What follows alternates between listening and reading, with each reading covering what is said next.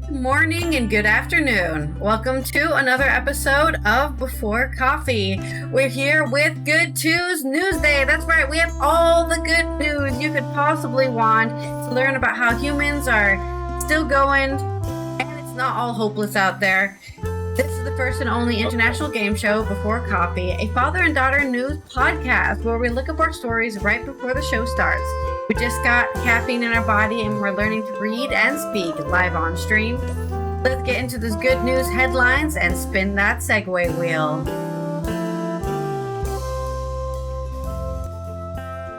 Today on Good Tues News Day, kimchi may help clear microplastics from the gut, early research shows. Plus, a New York woman met an 80-year-old stranger on a train, and they flew together to Puerto Rico for the first time in 50 years. And greetings, good news on Good Tues News Day. Japan does not cut down centuries-old trees. They simply move them, no matter how long it takes. And not all billionaires are shitheads, as Mackenzie Scott donates more money. China fights spread of deserts with the straw checkerboards in this new anti-desert initiative. And rescuers find a camper alive after 2 days gone missing in the Jefferson Wilderness. Some people just call that camping. They call it gone missing. And a review of how Indigenous peoples foster biodiversity in their land. In my culture news, Chatsworth House pilots community membership free entry scheme. Everyone can read. Yes, that's right, everyone. Right. And good news, it's National Mac and Cheese Day, plus it's National Cow Appreciation Day, and you could not have the cheese in your mac and cheese without that cow. So celebrate the cow! It is Tuesday, July 14th, 2026 on Before Coffee.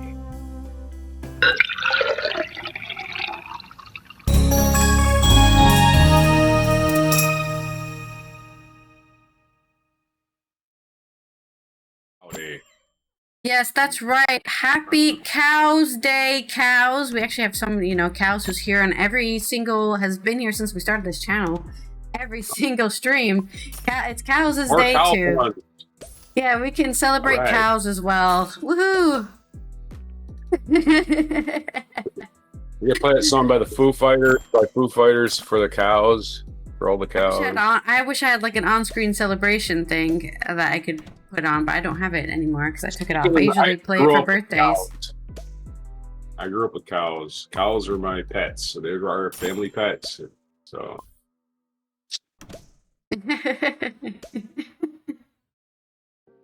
We had Stardust and Misty and Duchess and Bonnie and Dixie and Pixie and May and Dora.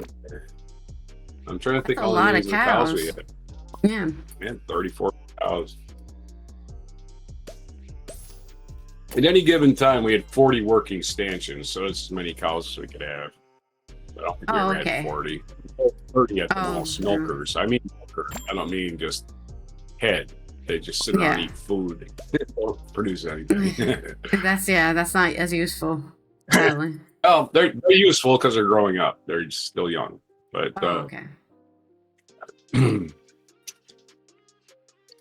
but I think 25, 26 might have been the most we ever milked at once. Small operation. Mm. Not one of these big, gigantic, massive dairies they have nowadays, which their family farms are dead. Family farm. We had a family farm, which means we're broke all the time. At least in the U.S., maybe they're dead.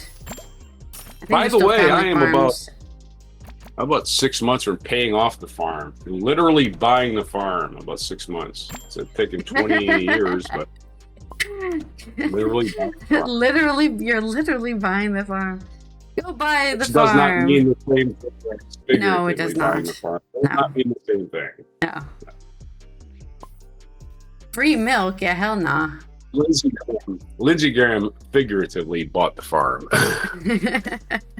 All right, let's get into our first segue. Which McConnell is currently buying the farm slowly as possible. For our first good news story. It's gonna be a sarcasm about good news. There we go. Perfect. Sarcasm. I don't know my notes. This first story is coming out of, I guess, Korea, where they did the study in which they have discovered that kimchi may help clear microplastics from the gut. This is by Stephanie Brown, updated on June 9th. So this is quite an old story, but it was sent to me by Amlin. So she did the work for me. Kimchi, a popular Korean fermented cabbage dish, contains probiotic bacteria that supports the gut microbiome, digestion, and immune health. A recent study suggests that kimchi may offer another potential benefit. A probiotic in kimchi could help remove nanoplastics from the gut. However, the findings are still preliminary. The study was conducted in lab models and mice, so researchers still need human studies to determine whether these bacteria can help clear nanoplastics from human digestive tracts. Studies have suggested that microplastics may cause inflammation and impact the digestive, respiratory, and endocrine systems. While evidence is still emerging, scientists are investigating ways to reduce microplastics exposure or help the body remove these tiny particles. Researchers of the new study tested a specific strain of lactic acid bacteria from kimchi in a lab-graded model of human gut and in mice to see how it interacted with nanoplastics in the digestive system. In the lab module, the bacteria bound to 57% of nanoplastics. Mice given the probiotic strain also excreted twice as many nanoplastics in their feces as mice that did not receive the bacteria. So there's some extraction of these nanoplastics. While researchers aren't sure whether kimchi can help remove nanoplastics, experts say this fermented food still offers well-established health benefits. So if you're not eating kimchi, start doing it now. In a lot of ways, kimchi works as both a prebiotic and a probiotic. Matthew Landry, PhD and Assistant Professor of Population Health and Disease Prevention at UC Irvine, told Very Well. Since kimchi is fermented, it develops good bacteria that can travel to grow in our gut, and the fiber in kimchi can act as a prebiotic to feed the good bacteria, he said. You can get 2 grams of fiber along with 20% of your daily vitamin C and 15% of your vitamin A in half a cup of kimchi. Fermented foods like kimchi may also support overall health, weight management, and IBS symptoms. What about the other cabbage? I can't think of any words today. Sauerkraut? Yes, sauerkraut, the German one. Liberty cabbage? Liberty It must cabbage, be the same. man. No, because kimchi's hotter and they bury it in the ground. Right? I guess that's the only difference. No, most people make kimchi in one day. It doesn't get fermented very long. So much hotter. It's so much hotter now. The spice, I don't think they're saying the spice supports anything like that. They're definitely just saying the fermentation is what's supporting this, not the... Well, capsaicin is good for your digestive tract anyway, so I think that's probably good too. So anyway, I'll stop talking. Yeah, I don't know. It's unclear whether store-bought kimchi has the exact probiotic strains tested in the study, so don't expect kimchi to remove plastic from your gut, according to Alison Childress, PhD, RDN, and CSSD at registered dietitian and associated professor in nutritional science at Texas Tech University.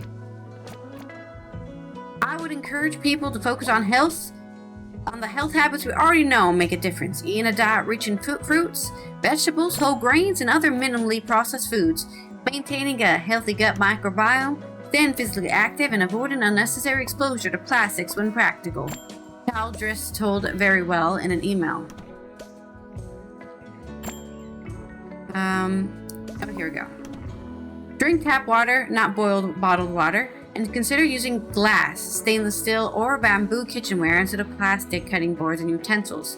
Michael Hansen says, a doctor and senior scientist at Consumer Reports, probably the best thing to do is if you ever store food or get anything in plastic, not put it in the microwave, he added. A recent Greenpeace report found that even plastic containers labeled safe to microwave can still release plastics into your food, especially when heated up. Yeah, you can get a microwave safe glass dishes. Those, and put those in the microwave instead if you really want to avoid microplastics. But there you go.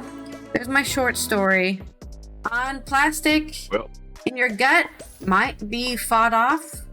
Right? Like, this is only a preliminary study, so they have to do at least 20 or something to see if it's real. The little critters are busy breaking down that pickled cabbage. Through all of that strain of whatever, are also going to help you digest the food that's already in your gut that can't go anywhere. Break down everything. Not even like this, supposedly, right? Now, I've been doing this for years. Again, this is something I learned as a child. You have some old carrots, or you have some old celery, or something that won't fall apart too easy in pickled water. I call it brine.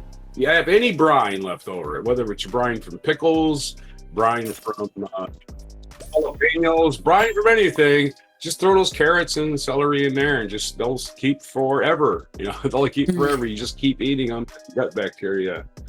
You'll thank me later when you're old. All right. When you can poop regularly. Yeah. That's what kills people, by the way. Constipation is one of the worst things you can have. Maybe that's what. Yes. Was that your sarcasm? It didn't sound very sarcastic. My sarcasm is. Well, that wasn't my sarcasm. I forgot it. Oh, that's I was reading 2 days ago. Sarcasm. Kimchi flying through your system at the speed of light. As it picks up hitchhikers on the way. Yippee! That's what. A great name for a hippie. Kimchi. Yeah. The leader of South Korea, maybe, or North Korea. Kimchi is the new president of North Korea. Kimchi-un. You don't have to sue anyone, Tommy. You can just probably just die from your badly brined carrots. Our next story. Oh, no, man. You won't die from that, man. That gut bacteria. I eat this stuff now. I got a jar of celery that's at least a year, 2 years maybe. I'll go eat them. Why not? Wasn't it? Our next story is a happy story about two people who found each other just on a train and somehow had a great time in Puerto Rico. This is from Tawhid Rafid on Attack of the Fanboy. It all started after she took off her AirPods and decided to have a chat.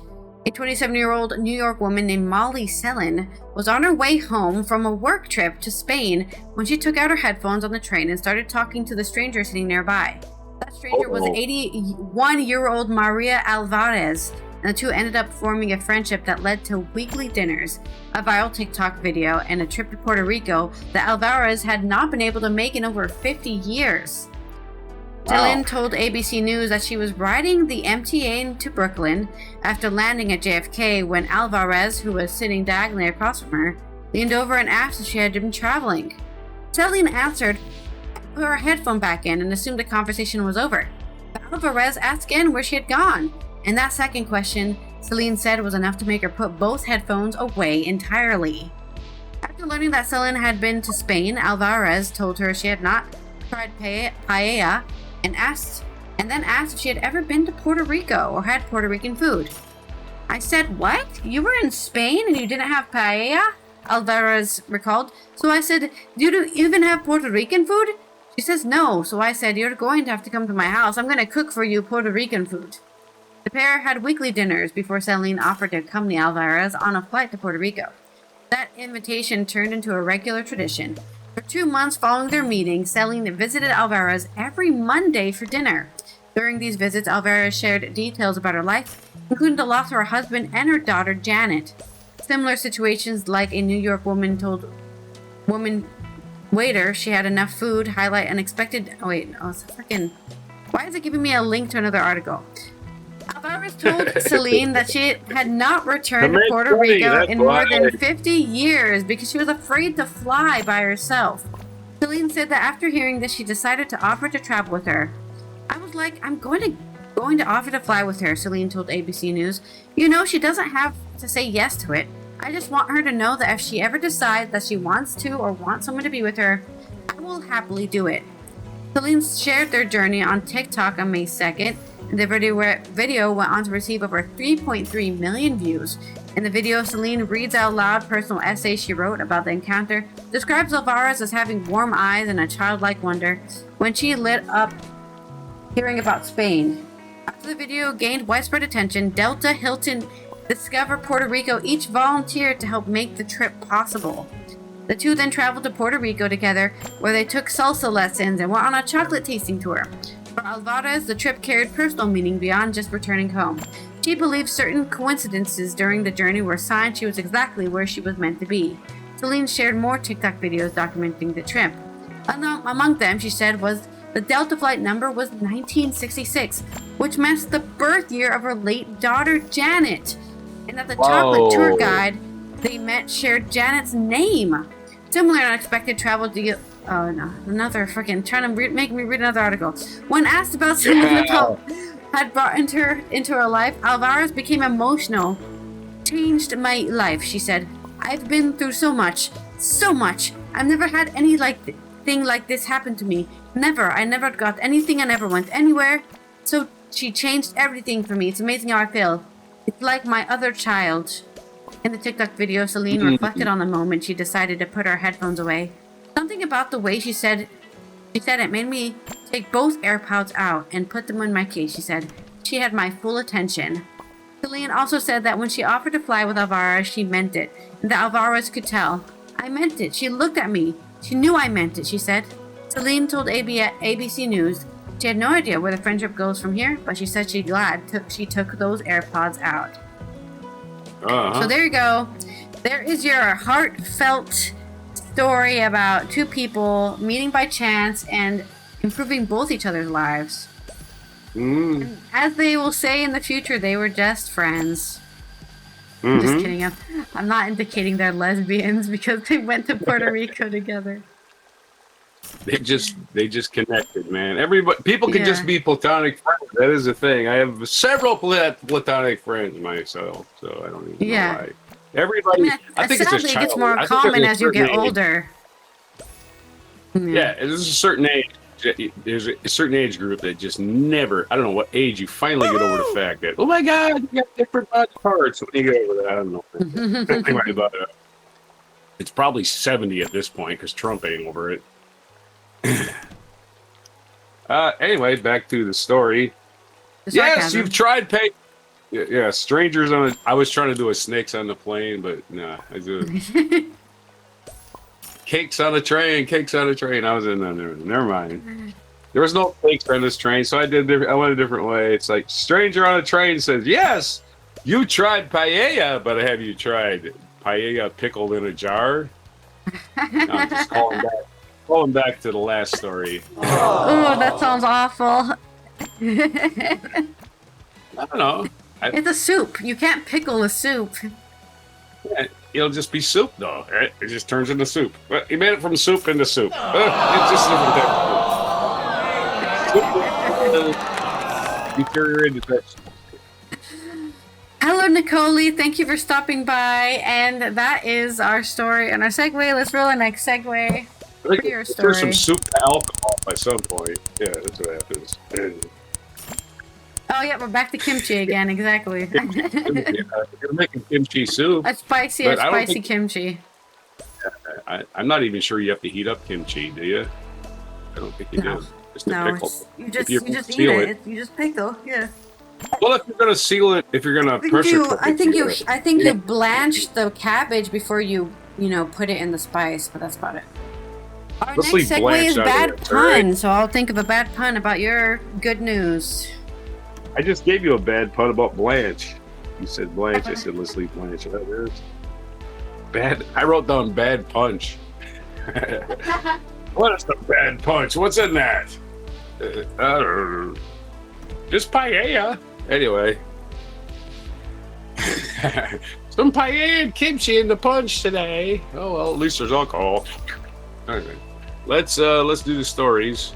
Sorry, I'm a little bit bent this morning, in a good way. Japan does not kill their trees. Did you know that? Japan's decided that old trees are worth saving. Times of India, IndiaTimes.com has the story. Japan does not. Here's what the headline says. They were doing all the way up until the last word. Japan does not cut down centuries-old trees for development, period. Instead, comma, experts spent months preparing THEI. That's it. That's the end of this. THEI. Thai. Anyway, headlines should not have punctuation in them. Okay? Just a clue for you folks out there in headlines. No punctuation in your headlines. It's a headline. It's not a sentence. When roads, railways, or new buildings are planned, centuries-old trees are often among the first casualties of development. In Japan, however, some of the country's most valuable trees are given a second chance rather than cutting them down. Arborists and horticulture experts sometimes relocate them, if they can, I suppose. Using a painstaking process can take months or even more than a year before a tree's move. Specialists carefully prepare its root system to improve its chances of surviving a new location. The technique, known as Nomowashi, combines centuries-old of horticultural knowledge with modern engineering and reflects Japan's long-standing respect for nature and cultural heritage. This continued use highlights conservation philosophy that values preserving living history, proving that development and environmental stewardship can sometimes exist side by side. The remarkable practice has attracted global attention as a model for balancing infrastructure expansion with the protection of irreplaceable natural landmarks. Yes, it takes a long time to grow a tree. You just go, oh no, we'll put a new tree in its place. Yeah, in 100 years. Why Japan relocates? Not every tree standing on a path to development is relocated. The practice is generally reserved for trees with exceptional historical, cultural, ecological value. Oh boy, who decides on that? I'm the grand poobah of tree killing. Is going to decide which ones are more important. That's kind of a nebulous marker to use, I would say. Probably, speaking of goalposts, I got to move constantly. Yeah, that tree is only 80 years old, but it's got cultural value, in other words, right? Cultural, because my sweetheart carved a heart in there one time. So there it is. See that? There you go. Many of these trees are found in temple grounds, shrines, traditional gardens. Parks are historical neighborhoods where they have stood for generations and considered part of local heritage and often hold deep spiritual, emotional, and community significance for nearby residents and visitors alike. I would say every big tree you should be able to do this with. Not just, that one there, I don't know if that one's as special as the one next to it, or the one 40 yards away. Like, kill that one. And one tree's going, what did I do? I'm providing shade. Shade, don't anybody like shade? You like shade, don't you, Jim? Jim likes shade. Hey, look at that guy. Boy, if trees could just talk, huh? Remember that time I gave you shade, buddy? Months before transplantation, specialists began carefully pruning the tree's roots. Instead of uprooting the tree entire root system at once, they gradually trim selected roots around the tree. This encourages the growth of new, finer roots closer to the trunk. These feeder roots are essential because they absorb most of the water and nutrients needed for survival. By allowing them to develop before relocations, experts significantly reduce the transplant shock and improve the tree's chances of adapting to its new environment. Depending on the size of the species, this preparation may take anywhere from 6 months to over a year. But again, your road was planned a year ago, so since you planned that road a year ago and you haven't hired the contractors, you haven't put out the bids, I don't know how it works in Japan. Japan, they probably got some streamlined system where it's like, road, build it, and they just go out and do it. I don't know, but either way, they're slowing it down for trees, and there's no better reason. Japan does not have a lot of wilderness, and the wilderness it does have, it has to protect, so you got to protect every stinking tree on the ground. That's your story about Japan and tree worship, which I do. I love me a tree. And I've got a saying, right? There's a big old tree in my yard. It's a maple tree. It's been there for probably 100 years. Maybe not even that long. Maybe 40, 50 years, right? I don't own that tree. That tree owns me. That tree owns me. I keep coming back to the tree. No matter how far I go in this entire world, I always come back to that one tree. So the tree owns me, not the opposite. The tree. Okay, I'm going to bury you under that tree. No, you can't. It's in the driveway. Oh. It's also a you public, could get cremated, and now you just No, put your ashes on it. You know, feed it to the tree. Yeah. That tree's gonna be eliminated. Lightning will strike it It's immediately. gonna be eliminated. The lightning will strike it. It'll be a first. Roger's buried there. Take it down. Stop planning my death. I'm still here. Good Lord. I'm not planning your death. Let's have a pun. Let's get off the morbidness. How do trees go online? Why? I don't know. Why did this tree go online? No, how do they get online? Oh, through the World Wide Web. They log in. Come on, that's an easy one. What's a tree's favorite film? Lord of the Tree Rings. I don't know. No, you're right. It was Lord of the Rings. Just Lord of the Rings because of the ring. Really? You actually got that one. I should get some points. Right? What's a tree's Where's my favorite point? music? Jazz. For no particular With reason. good roots. Oh, what's their favorite movie? Favorite movie series? All right. I just wanted to be a little nutty today with my puns. Okay, well, not like a nutty tree. Another story. We're going to talk about more good news. We're going to talk about billionaires are not all assholes. Just a majority of them.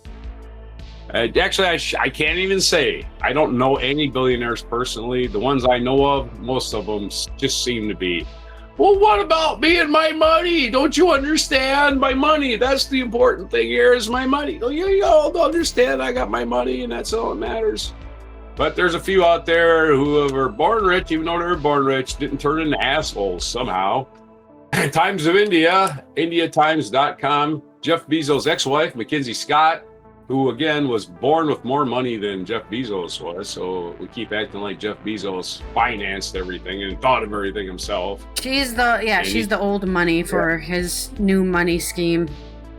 Yeah, again, they were both investment bankers when they met. Neither one of them was poor. Neither one of them was on the street going, oh, no, where's my next I can't eat. None of them. They're all secure, financially independent people. They could have just gone to college and been, married ordinary people, whatever, done ordinary things. But instead, Mackenzie Scott helped finance the Amazon thing, and the rest is history, including their marriage is history because she's now his ex-wife. Mackenzie Scott sold half of her Amazon stake, sold half, makes latest donation to a U.S. nonprofit mobilizing youth and young adults to change culture around ... Doesn't say anymore. Again, headline writers don't exist anymore. What happens now is a AI program grabs a piece of the story out of the synopsis and uses it as a headline, because that's not a headline. A headline should be 5 lines long. That's 2 headlines in a row that are really, unfortunately, not really headlines. Jeff Bezos' ex-wife, Mackenzie Scott, the American billionaire and the American billionaire philanthropist, the same person, by the way. She's not two different people. Has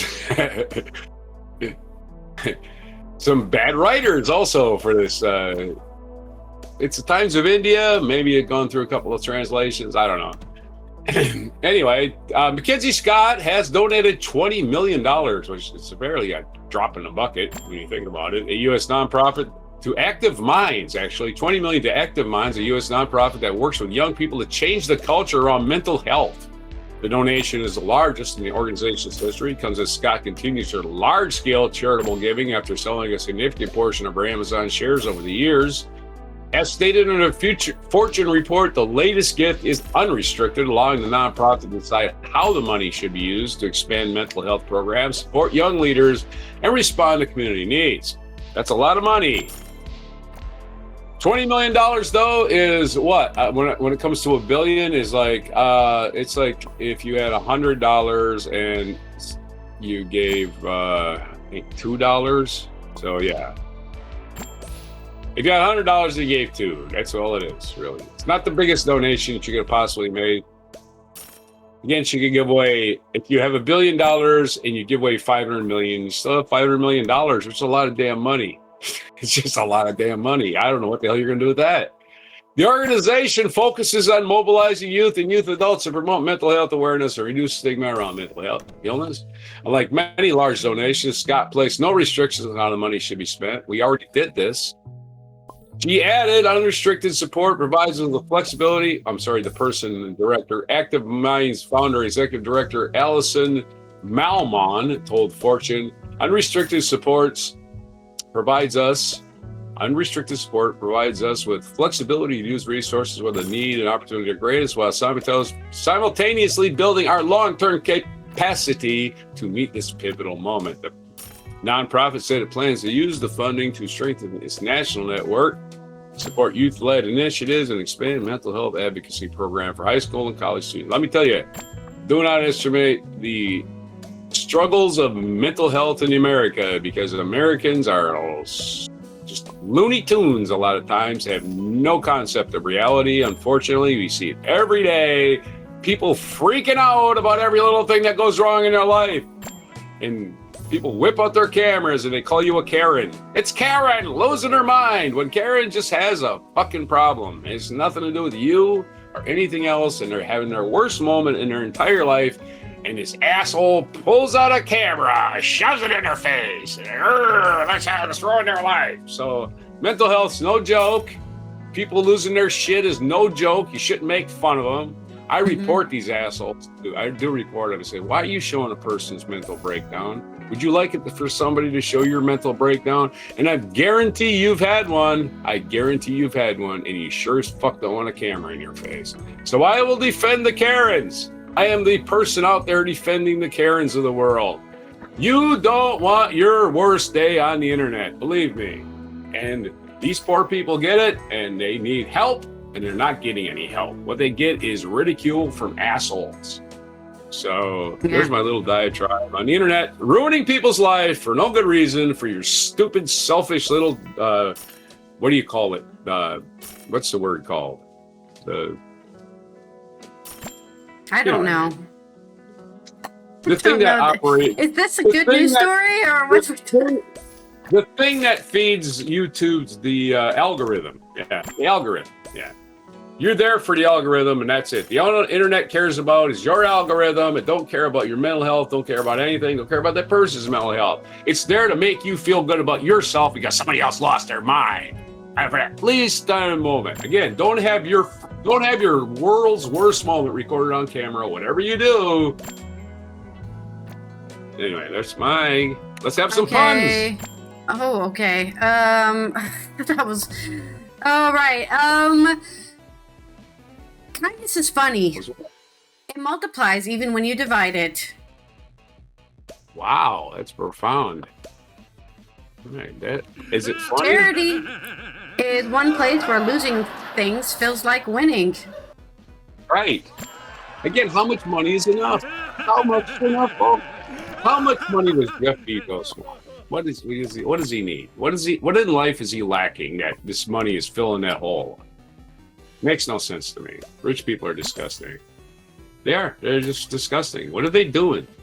You're not helping anybody. You've lived another day, gotten another day richer, and helped nobody. That's who these people are. They're just, whatever. We're talking about when you did a good thing, though, aren't we? Not the people who do bad things. Absolutely, right now. And the contrast is striking. The contrast. You can't have good people without bad people, because you would have no baseline. Our next segue reminds me of a song.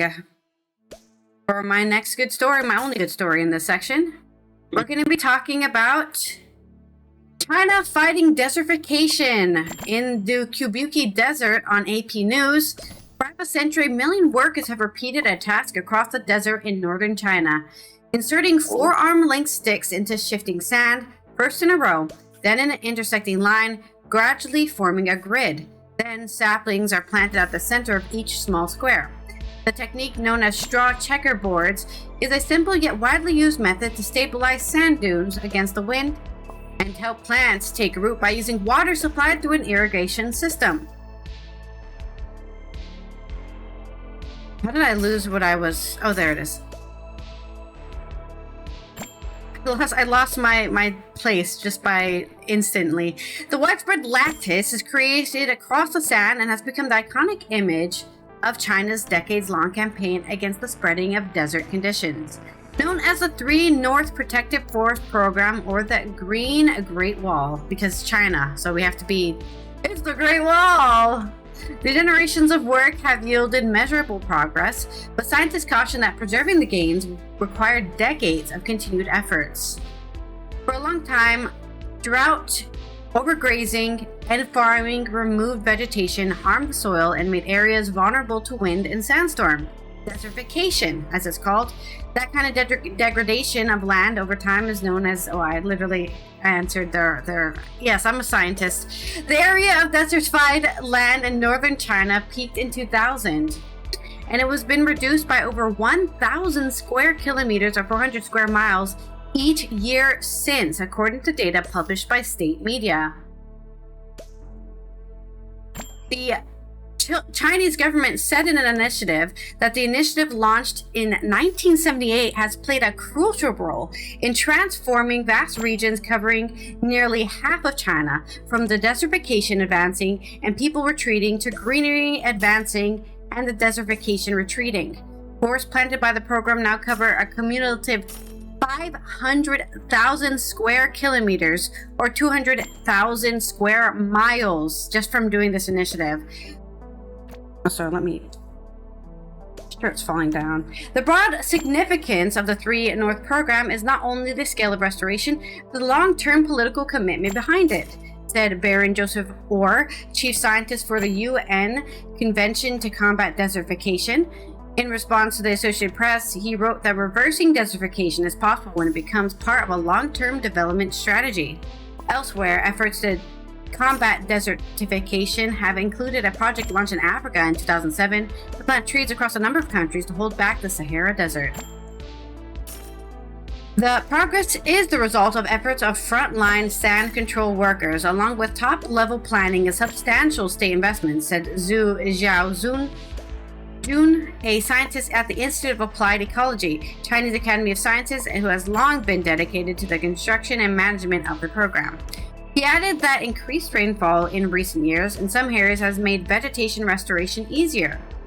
The achievement of desertification combat is due to people's hard work and a bit of luck with the climate, he said. According to long-term monitoring data by Zhu's team, China's desertified land has shrunk by 10% since 2000. An area of severity or extremely desertified land have increased by more than 40,000. Forest cover in the program area has risen from around 5% in 1978 to 14% in 2022. So it is working. They are making changes. In a recent government organized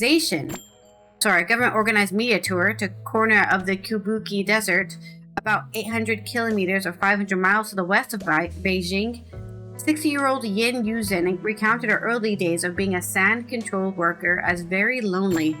Working alongside her husband near her hometown in the neighboring Muyus Desert, she said it felt delightful to encounter any other creature. Even the passing of a bird across the sky made me happy, she said. 4 decades ago, she recalled, the sun often blew so thick that it made it hard to see a short distance. But now you can see the sun. We can see the green in the distance. We can see the road, said Yin. She and her husband now work from dawn to noon every day, attending to trees and fixing or replacing checkerboards. They are joined by their children and sometimes local volunteers. Zhu, the scientist, estimated that over 300 million rural laborers have been involved in the program, mostly on paid and part-time basis. Orr said restored ecosystems in drylands can become increasingly self-sustaining over time, but they still require careful management and long-term monitoring, with success depending on factors such as water availability and soil health. The environmental advocacy group Green Camel Bell in Gansu province works to explain desertification and its risks to farmers and herders, and to the earth. By the way, it doesn't just have to be a problem because it's economically unviable. It's also just a fucking problem in general. Caused by humans, by the way. A lot of this desertification is caused by overgrazing.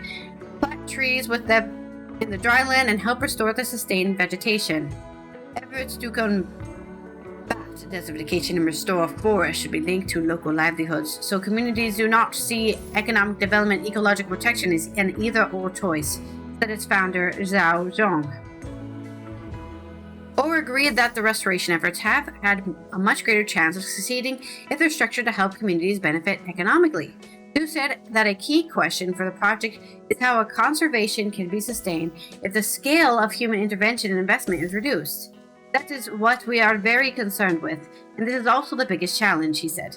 He hopes the younger generation will continue her work. We need to teach young people to love this earth. If we love with all our hearts, nature will love us in return. And then there's a beautiful photo of the green, just patterns of green trees and bushes growing in sand dunes. Very beautiful. And you can see the checkerboards of all these different systems are trying to do to reduce the desert. And that is my long story about fighting the desert and saving the planet. Right on. Reminds me of a song. Doom, doom, doom, doom, doom. Maybe you can guess it. The first part of the journey. Da, da, da, da, da, da, da. I've been riding through the desert on a horse before, man. It felt good to be out of the rain. In the desert, you can't remember your name, 'cause there ain't no one for you, you know, la la la la la la. Okay, by America. Horse with No Name by a group called America, which recorded in England, even though they were Americans. We'll figure that one out. They were all stationed overseas. Studios over there. Well, their parents were all stationed overseas, and so they all got together to form a group. And George Martin of the Beatles famous producer, produced all their records. So they had a great producer right for this. So you know, "Horse with No Name" is going to be a great song, no matter who wrote it, because George Martin was. George Martin. Imagine George being Martin that kind of person where you just guarantee a good song. Right. Yep. And they also had like 5 other hits, big hits, you know, like Tin Man and, you know, Sister Golden Hair was a big hit. America, "Horse with No Name," which, name your stinking horse. It ain't that hard. Give him a name. It ain't that freaking hard. First thing you can do is give your horse a name. Of course, the song's about heroin. It ain't about horses. Anyway. Our next segue is accurate metaphor simile for your story. Accurate metaphor for R2.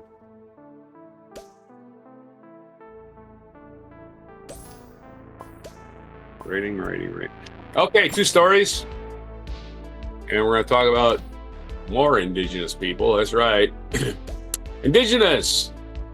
Well, actually, let's do the camper story first. Let's do the camper. Rescuers find camper alive 2 days after going missing in the Mount Jefferson wilderness. Going missing, do campers know they're missing when they're missing, right? Or are they just, hey, I want more a hike and I don't give a shit? The people looking for them think they're missing. This is Marion County, Oregon, from Gregory Doofenbaugh of KTVZ.com, TV station, I imagine, or radio station, probably a TV station. Search and rescue teams that found 68-year-old man who went missing in Mount Jefferson Wilderness earlier this week, according to the Marion County Sheriff's Office. Rescues found John Nelson around 8:42 p.m. on Thursday. The agency said he was located alive 5 miles from Russell Lake, where he had camped in a deep drainage near the South Brighton Bush Trail. The trail has been closed since the historic 2020 wildfires, according to the Sheriff's Office. Rescuers had difficulty reaching Nelson due to the downed trees and burned timber in the area. Search and rescue volunteers with the Sheriff's Office, along with the Benton County Search and Rescue Team, stayed with Nelson overnight as he was unable to hike out there due to his condition and the rugged terrain.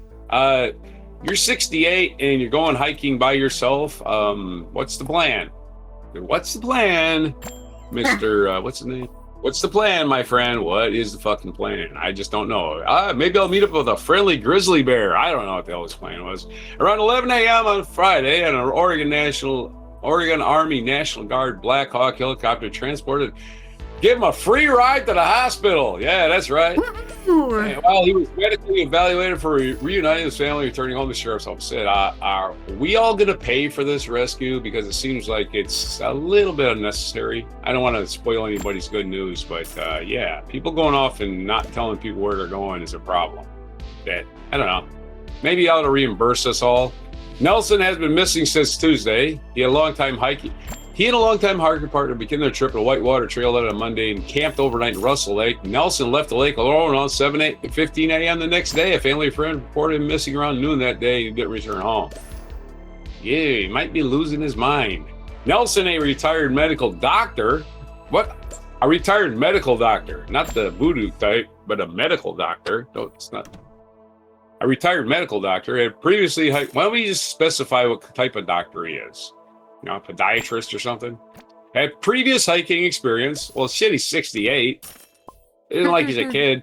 Previous hiking experience, including mounting Mount Jefferson around 20 years ago. Of course, you eat thin air up there. You don't get as much oxygen to your brain.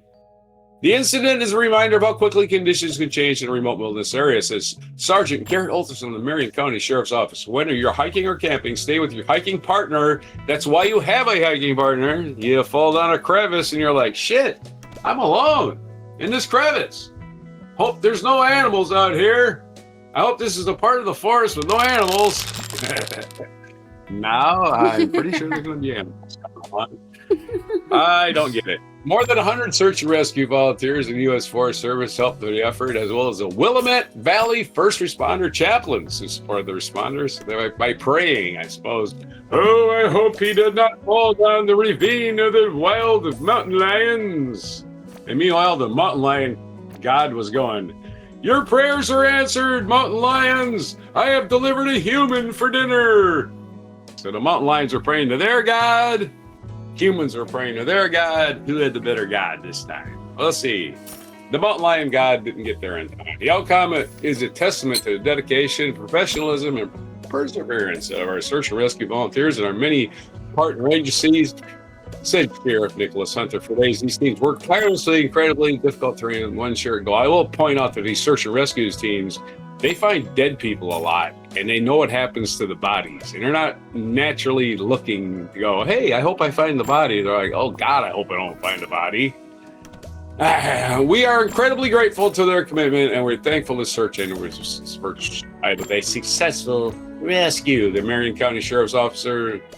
Okay, this is the previous story. So this is the update on the we can read that part. The part before he was found. Nelson is described as 6 feet, 1 inch tall, and weighing approximately 200 pounds. I'm out in the forest. Okay, here's an idea. I'm out in the forest. I see somebody out there who's lost. Well, I don't know if he's 6'1". He might be 5'11". That's not him. It's 200 pounds. He looks like he's 190. That's not him. Dude, just report any stranger you see out in the forest. Forget how he looks like. Jesus. Anyway. That's the dumbest thing in the world. His height and weight are irrelevant. He's an old man and he's lost. If you see something like that in the forest, report it, okay? Forget the, I don't know. He's only 5'9". Don't report him. I just don't. Okay, sorry. People with 5'9" never die. It's the people that are 6 foot you have to worry about. Well, you know, there's an old guy out there laying on the ground. Let's go measure him. 5'7". Not him. Okay, anyway. My accurate metaphor is they guided a forgotten star back to its constellation. Here you go, man. Metaphor. This is where you need to be. Now wander off again. I'm going to go ahead and say he didn't want to be found. He was doing that thing where they go off in there. Maybe he's doing that peyote thing, right? Where he took some peyote, he wandered off to find himself, and now he's been found by people with snakes for hair. Sadly, that has happened before. That people go like take some shrooms or whatever, and then they just die in the forest somewhere because they genuinely think they're going on an adventure. Yeah. And they forget to drink water. Yeah. Yeah, your vision quest, as they call it, the vision Never quest. Seen again. Vision quest, by golly. Vision quests don't need water. Well, it's going to help you. You also don't need to be in the forest for it either. You don't need to be in the middle of nowhere to do those either. I love the fact they tried to describe him as, he's 6'1", 200 pounds. Well, okay, so, and Tell me what he's wearing. How's that? How about what he's wearing or what he was wearing? Something like that. Not just height. Useless. First of all, who can tell? Is he 200 or 300 yards away? When you first see him, oh, that guy at the ravine there. Is he 6'1"?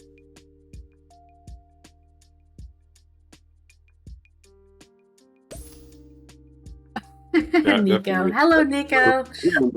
Thank you Video for your daily games are- elixir. Oh, sorry, your daily Fine. acorn. Things that exist in a forest. Your Things that centrist exist in a acorn. forest. Yeah. Things that exist in a forest. There are no gnomes. There's no sprites. There's no fairies. There's no guys. But there is animals that will eat you. Most of them won't kill you, but they will eat you. They will definitely Maybe that's fairies do eat you. Actually, the well, they're original not fairies real. were not very friendly. They're probably based on animals that went extinct. Animals have the added extra boost of being actual real things that can like carry your flag. You don't know. You weren't alive in the medieval times. You don't know if there were really fairies or not. You weren't there. Well, if I think we all were actually. I think our DNA passes on a lot of our memories, and I think that science is proving that more all the time. So, do you have another story, by the way? I do have another story. I All have right. one more story. And we're going to talk about Indigenous people. This is a quick one. This is Only Good News Daily, and they only report good news. And it's the editor is the person's name on it. Review of how Indigenous people foster biodiversity on their land. That's right. Indigenous people, no matter where you are, they've been there before you Europeans or whatever your colonizers, wherever you came from, showed up. They've been living with their land for this whole time. And here you come.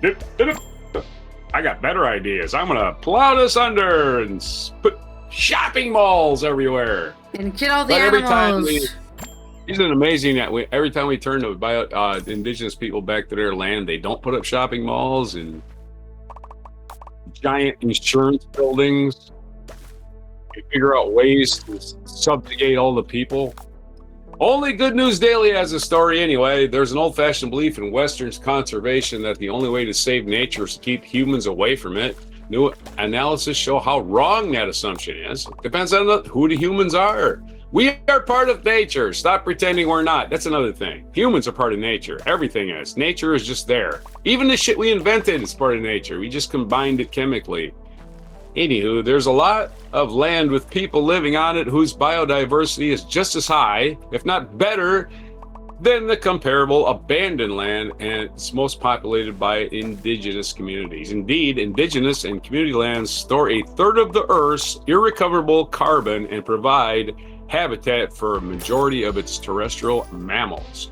However, new studies have considered the indigenous or traditional ecological knowledge that sustains these environmental outcomes, and now it follows an earlier study that found that the world's healthiest, most biodiverse, and most resilient forests are found in indigenous protected areas.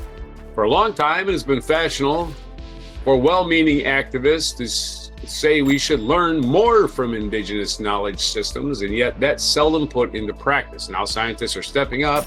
Last month, Nature, and it provides a link, and I'll click on that link, published a systematic review of indigenous land management practice across 27 nation states. The conservation world could do well to look at the finding, ways to live well with nature, where yes, trees can be cut and rivers can be fished and animals can be hunted, but within frameworks that work with the world at large rather than against it. That's why, for example, the Nature Conservancy, or TNC, regularly sells land to First Nations when they want them preserved in perpetuity. Have you ever been there? I've never been to perpetuity. I hear it's a nice place. The latest victory. I hear it's almost as nice as Cognito. The latest victory, Australia's Great Kumbung Swamp, Kumbung. Nice name. Australia's Great Kumbung Swamp. Yeah, bad joke. Kumbung. Bad joke, bad joke. Kumbung Swamp. The Kumbung Swamp. It's in Australia. It's the Great Kumbung, not to be confused with the Lesser Kumbung Swamp. A drought refuge, certainly being evaluated as a Ramsar wetland of international significance, is now in the care of Australia's Ngari Ngari Tribal Council. The Tribal Council is so nice they named it twice. The Ngari Ngari. Logged This is in just another graze for language. decades. The land came up for sale in 2019 and Nature Conservancy snapped it up. Oh, it's another language. Why am I speaking it? Good to think. Good thing too, the land, which when purchased was nearly denuded. Denuded means the same as nuded. Isn't that weird? Denuded. Isn't denuded the opposite of nuded? Denuded means nuded. Go on with the story.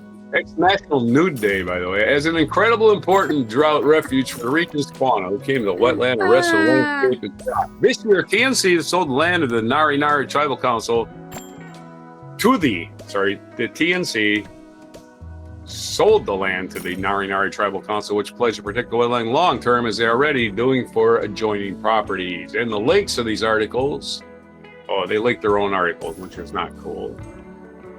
Not cool. You're linking your own articles, my friend. Nature magazine has the article that we want to link. As soon as I accept all cookies, it'll link me to it. And that is that's a 47 to 60 minute article on nature.com, and it's called Indigenous Peoples' Knowledge Systems and Practices for Climate Survival. That is the longer article this links to, and it's painstakingly 60 pages long. So there you go. If you want to read that, have a nice time. We would like to read a novel, yeah. And it links to it. And again, what we're saying is us Europeans, we just want money. And that's it. We just think money, survival, money, survival, money, survival, money, survival, the endless cycle of money and survival, instead of, look at the place we live. Maybe we should take care of that instead of worrying about, the instant gratification of having money. That's famously the things they're working for in the UK with their regeneration, their environmental regeneration, their rewilding, their rewilding project is try to get back some of that love for the earth back. And have an accurate metaphor. Indigenous people are harmonizing the rhythms of nature with the wisdom of generations. There you go. Just click all the buttons. Not motivated by greed. That's the problem. You don't understand. For your You're not motivated by greed. You're not motivated by greed. What are you thinking? Dang, got it? Can't believe you're not happy I'm rich. Our next segue is, it's going to be sarcasm again, isn't it? We already have enough sarcasm today, even without the segue wheel. Hey, let's do it. All right, time for you to give me a bad pun. About my culture news, which is about the Chatsworth House in England is letting people read there for free books. This is from Amna Modine on The Guardian. When Kate, a 47-year-old contract worker, came face-to-face with Charlotte Bronte's handwriting while visiting Chatsworth House, the avid reader who counts Jane Eyre as her favorite book struggled to contain her excitement. I had a little bit of a moment, she said. I just thought, wow, that was actually Charlotte Bronte's writing there on the page. That was pretty special. It was her first visit inside Chatsworth's house. Although she just lived 90 minutes from the stately home for 2 decades, the cost of admission had long been a barrier. We've been to Chatsworth before just to have a walk around the grounds, which are beautiful, she said, but going into the house and the garden is something we've never done before as a family. Kate, her husband, and 2 other children are among the first to benefit from a pilot scheme designed to widen access to one of Britain's best-known country houses. Through her long-standing membership of the Lincote Library in Derbyshire, she borrowed a free 7-day Chatsworth community membership card that gave her family free entry to the estate. The initiative, launched by Chatsworth's House Trust with Derbyshire Libraries, allows groups of up to 8 people to visit the house, gardens, and grounds at no cost. The pilot comes amid the growing cost of living crisis that forces families to prioritize basic necessities, putting many cultural experiences beyond their reach. Jane Marriott, the chief director of Chatsworth House Trust, said the charity wanted to share Chatsworth with as many people as possible. Adding the partnership with Derbyshire Libraries would widen access to the estate and champion the value of reading for pleasure. With two issued per library, the community membership pass have been borrowed a total of 110 times from 10 libraries in the scheme just from last month. 100 times. That's more days than that's been open, quickly becoming the most borrowed item. The House of Self is so opulent and beautiful, Kate said. For me, the best bit was walking around places you'd recognize from TV and film adaptations. I feel like I'd been there before because I've seen it on screen, standing next to the statues, seeing inside the rooms. It was pretty special. Alongside the historical interiors, Kate loved the House of Stories, Tales from the Chatworth Library, an exhibition featuring rare books, manuscripts, and letters. There's also a letter from Charles Dickens. It was really lovely, she said. I was dragging my family back saying, look, this is really important. Chatworth House Trust hopes the library pass could become a model for widening access to heritage sites across the country. Making these kinds of places a bit more accessible is such a great idea, she said. Rather than saying, it's free day, everybody come, and it's chaos because it's too busy, a borrow scheme means it's just an ordinary day. You can pick the day, plan your visit, and then go when you like. She added, everybody who joins a queue gets a turn, which is brilliant. Councillor Alan Graves, the leader of Derbyshire County Council, said the authority was extremely proud to partner with Chatworth on what he described as an innovative pilot program that would help residents who might not otherwise get the opportunity to enjoy all the Chatsworth has to offer. Kate said, my kids are teenagers now. It's not easy to find an activity that we all want to do together, but we had a really great day together. We've got loads of lovely memories and photos of us wandering about in the sunshine in beautiful gardens having a little picnic. They're the kind of things my kids will really remember when they're older. So there you go. There's a way you can get free access to culture to people through a library card system. And then you're able to experience new things and, human. Experience humanity. Hello, Almond. Thank you for your red flag acorn. Almond's the red flag today. Do you have a bad pun about library cards? Perhaps. No, I have a pun about Charlotte Bronte, or her sister Emily, also an author. Other sister, I guess, is also an author. Her sister Emily wrote Wuthering Heights. But my pun is about Charlotte Bronte. I try to avoid Gothic novels, but to err is human. You're Jane Eyre. I had to steal that one from the internet. I was looking for sister puns. Sister puns. And Emily wrote. I know Emily wrote Wuthering Heights. With Heathcliff and Samantha. Yeah. And her sister Anne. What the hell did she write? I was just looking her up. She wrote something else. Anne Bront. Yeah, maybe you can look up what she wrote. But there's your pun. Is that any more stories? Bronte is pronounced, by the way. Bronte. There's the mispronunciation for today. It's Bronte. Look it up. I thought it was Bronte. Or Bronte. Bronte. Emily wrote Wuthering Heights. Anne wrote Agnes Grey and the Tenant of Waldorf Hall. I don't think I've read any of these. I think I probably had to read Wuthering Heights for like my AP Lit or something, but yeah, I don't. You did Cliff Notes? Yes, I did Cliff Notes most of the time. The only two books I ever read that were only books I ever read in my AP Lit class that I actually wanted to read because like I started reading it and I was like, oh, this is interesting, were A Brave New World, The Great Gatsby, and Fahrenheit. I'm one of those assholes that books. Fahrenheit 451? No, that's the documentary. No? I'm one of those assholes that reads. Yeah. And if I can't stick to the book, I go find a good movie that it's about. Yeah. I don't like Cliff Notes. They're obviously set up to failure. The teachers are definitely, especially college professors, are definitely aware of Cliff Notes. It ain't like, oh no, I don't know they exist. All right, let's spin the wheel. My teacher would say it's okay if you use it, but you need to like come up with your own ideas. Like you can also disagree with what they're saying, right? If you're like, oh, the green light across the bay in Gatsby means this. Like, actually, I think it means this.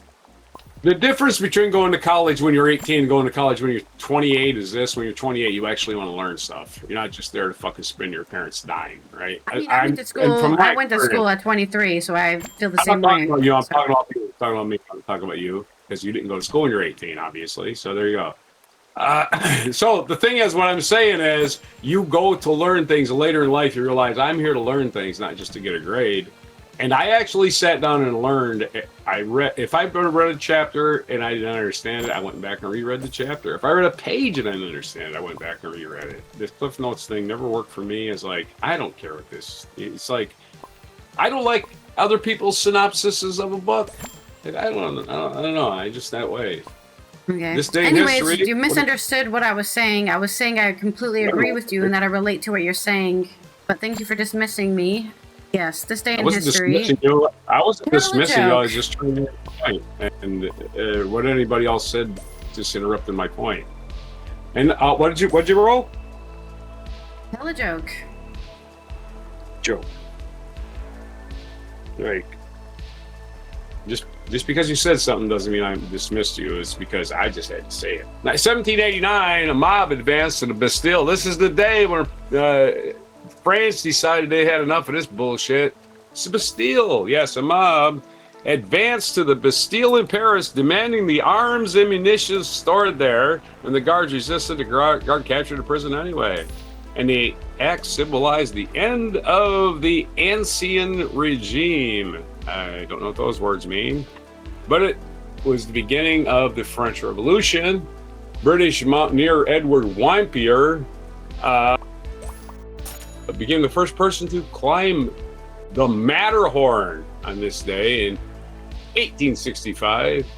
And if your name is Edward Whymper, there you go, Edward Whymper, probably had a lot of money, time on his hands, because nobody poor is doing that. 1960, British ethnologist Jane Goodall first arrived at what became anthologist. Jane Goodall first arrived at what became Gombe Stream National Park in Tanzania. There, she conducted her groundbreaking research on chimpanzee. Jane Goodall recently passed away. 1968, American baseball great Hank Aaron hit his 500th career home run in about 1974 or so. He broke Babe Ruth's record. 1969, Easy Rider was released in U.S. theaters, becoming a classic in the counterculture, propelling Jack Nicholson to star. What are we talking about Jack Nicholson? He was in about 4 scenes. It starred Peter Fonda and Dennis Hopper. Jack Nicholson was a minor character in it. I don't know why they're talking about Jack Nicholson. That's just Britannica just cherry picking information as if it's the most important thing. The most important thing about this counterculture movie was that Jack Nicholson was in it. Huh? Get the fuck out of here. It was a counterculture movie about finding the real America and dropping acid. And it gave birth to songs like Born to Be Wild and a bunch of other songs that are just part of the soundtrack. If you hear the song Born to Be Wild, you instantly think of Easy Rider, at least if you're my generation. And in 1850, a Florida doctor invents the ice machine. In this day in 1850, everybody was really hot, but not in Florida because some guy invented an ice machine. In this day, machine-made ice debuted in Florida at a Florida party. Astonishing guests accustomed to imported natural ice must float down on glaciers. Its inventor, physician John Gorey, had originally created the machine to cool yellow fever patients. Although he was mocked during his lifetime, his breakthrough became a crucial step towards modern refrigeration and air conditioning. He was mocked during his lifetime. Oh, come back to life. We won't mock you. We love you. We love you, John Gorey. Thank you for the ice. You're the man. You're the man. You are the man. I don't care how they treated you. Our featured thing today. Oh, there's a picture of it. There's a picture of it. Okay. That's only interesting. Our featured event is Iranian mathematician Maryam Mirzakhani, the first woman and the first Iranian to be awarded the Fields Medal, cited for her outstanding contributions to the dynamics and geometry of Riemann surfaces and their moduli spaces. Anyway, she died on this day, age 40. Age 40? Oh shit, Iran. I wonder if she was put to death, probably. Christ. It's Iran, who knows? She's a woman with a brain, so that's probably what they did. Woody Guthrie is our featured biography. I hope he was born in this day. Born in this day, 1912, 114. Woody Guthrie, happy birthday. Politically charged songs of common people and their struggles, especially during the Depression, and his classics include This Land Is Your Land. He wrote songs for every stripe. It wasn't just protests and folk songs. He wrote songs about the Grand Coulee Dam. You know, he was getting paid to do it. He was getting paid by, you know, he did like having money. You know, he did like eating and stuff, so he did it to make money. So he did work for corporations, no doubt about that. He had a radio show too. He wasn't just out on the rails doing stuff, which is the thing we think about Woody Guthrie. He's out on the rails, riding the boxcars. Other birthdays today: Terry Thomas, British actor, born in 1911. Arthur de Gobineau, French diplomat, born in 1816. Moshe Safdie, Israeli Canadian American architect. He's three things: he's Israeli, Canadian, and American. Settle on what you are, man. I'm sorry. He's three different countries. Look at me. I belong to three different countries. And Northrop Frye, Canadian literary critic, who was only Canadian, not trying to be three different countries at once. He was born in 1912. The same day as Woody Guthrie. So good for him. Our national day calendar. It's National Nude Day, National Mac and Cheese Day, National Grand Marnier. I don't even know how to pronounce it. It's a cognac. And Cow Appreciation Day. So that's everything for today. Your mispronunciation, your technical issues, your no haikus, no limericks. We have jokes and songs for, what is it, Tuesday. Good Tuesday. July 14th, 2026 on Before Macaroni and Cheese. And cows. Just befriend cows. A cow. Just befriend a cow. Don't tell them you're going to eat them later, or her later. Right, I did send you a video, so we're on that. Yes, I have slotted in the video. It's funny. What do you call a cold dinosaur? Dino Pop? I don't know. A brontosaurus. Oh. Why did the ice cream break up with the freezer? I don't know. It needed some space. Oh.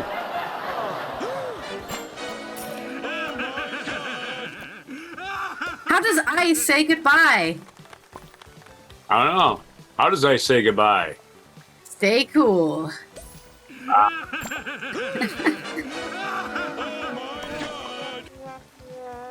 All right, these are all because of your ice machine. Those are all your ice jokes. All right. So yeah. There are no international UN observances today, so that is the end of our show and the end of our Good Tuesday News Day. Thank you, everyone who was here, for stopping by and claiming your acorns. We will be back. This has been Allison here from the Netherlands, Roger from the East Coast of the U.S. We'll be back tomorrow for the Wacky and Weird Wednesday episode, in which we'll share all the weird and wacky news stories we will scour the internet to find. So if you're not already following or subscribed to Before Coffee Podcast on Twitch or YouTube or both, go ahead and do that, please. Turn on those notifications, when we go live and post a video. And thank you to all our Patreon supporters on the Before Coffee supporter tier. Mm-hmm. Are you ready to go? Yeah. Then here is our ice drop. I was about to say ice drop moment. There it goes, ice drop moment. And Nothing to do now, with ice. this. And now, Rachel Ray's complicated history with baking. The thing that I find most challenging about cooking is the discipline of baking. My older sister is very talented at it and has been since she was a small girl. And it was really traumatic, and therefore I decided I hate baking. My sister's a fabulous baker. And when I was a little girl, for my mom's birthday, I tried to make her favorite cake, which was lemon cottage cake. It's a recipe from the 50s. Yeah. I sifted 4 times. I tipped it around the house in my socks. The cake never rose. It was like a giant lemon hockey puck. I cried for hours. My mother came home. I had nothing to give her for her birthday. My sister's the baker in the family. And one Christmas, I made all these cookies. I decorated each one by hand. Each had different personality and all that. And then 2 dogs came in and ate the whole trip. The dog came in, knocked the tree over, ate all of them. I'm just a terrible baker. My sister's a baker in the family. I hate baking. He knows this. My sister is the designated baker. She provides all of the pies and baked goods because baking makes me grumpy. I tried to make Christmas cookies one year. That's normally my sister's thing. I was the most miserable person. Nobody wanted to be there on Christmas. Why doesn't her sister have a show? So many Christmas cookies. Yeah, maybe she doesn't want to be on camera. Trying to leave me if I ever did It's just a hobby, I guess. Okay, my sister is the highest. I'm not a very good baker. My sister is a better baker. Me hear that you not. Yes, you say it a lot. I bake. My sister's a fabulous baker. I'm so envious. My I am a sister. terrible baker. My sister should be Maria on the is a show. fabulous baker. My sister's a great baker. Name drop. Her name's Maria My Ray. sister is the baker. I don't bake. I hate baking. Or maybe Rachel Ray is her married name. My sister. This is Maria. Yes. Sister reveal. Maria.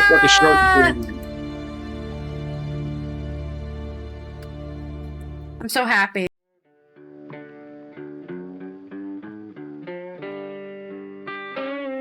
Be sure to hit the like, subscribe, and notify buttons, and follow our other channels, Toxic Alley, History of Gravy, and Scratchy Old Records.